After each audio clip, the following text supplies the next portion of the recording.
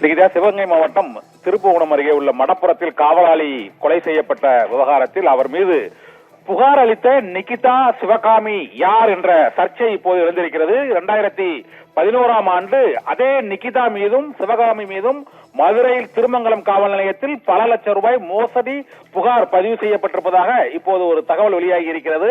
இந்த சூழ்நிலையில் உண்மையிலேயே வாகனத்தில் அவர்கள் 10 பவுன் நகையை வைத்தார்களா அல்லது போலியான புகாரை குறித்தார்களா, மறந்து அந்த புகாரை அளித்தார்களா என்ற சர்ச்சையும் இப்போது எழுந்திருக்கிறது.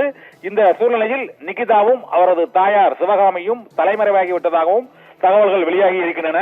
இந்த புகார் உண்மையான புகாரின் மீது அந்த இளைஞர் அஜித்குமார் உள்ளிட்டோரை காவல்துறையின் சிறப்பு படையினர் அழைத்து விசாரித்தார்களா அல்லது இந்த தவறான புகாரின் மீது இந்த படுகொலை சம்பவம் நிகழ்ந்து விட்டதா என்ற சர்ச்சையும் இப்போது அதிகரித்திருக்கிறது. இந்த புகாரை கொடுத்த நிகிதா சிவகாமி யார் என்பது குறித்து இப்போது சர்ச்சை எழுந்திருக்கிறது. ஏனென்றால் மதுரை மாவட்டம் திருமங்கலத்தில் இருந்து அவர்கள் 30-40 கிலோமீட்டர் தள்ளி உள்ள சிவகங்கை திருப்புவனம் மடப்புறம் அருகே உள்ள பத்திரகாளி அம்மன் கோயிலுக்கு வழிபாட்டுக்காக அவர்கள் வந்தபோதுதான் அவர்களது வாகனத்தை நிறுத்துவதற்காக கோயிலில் ஏன் அவர்கள் காவலாளி அஜித்குமாரிடம் கூறினார்கள், அந்த விலை உயர்ந்த ஆபரணங்கள் வாகனத்தில் இருந்தால் அதில் எந்த கவனமும் இல்லாமல் பல நபர்களிடம் இந்த சாவியை வழங்கியது ஏன் என்ற பல்வேறு கேள்விகள் எழுந்துள்ள நிலையில் இது குறித்து விளக்கம் கேட்பதற்காக நிகிதா மற்றும் அவரது தாயார் சிவகாமி உள்ளிட்டோரை அங்கு தொடர்பு கொள்ள முயன்ற போது அவர்கள் தொடர்பு கொள்ள இயலாத சூழ்நிலை இருப்பதால் தலைமறைவாகி விட்டார்களா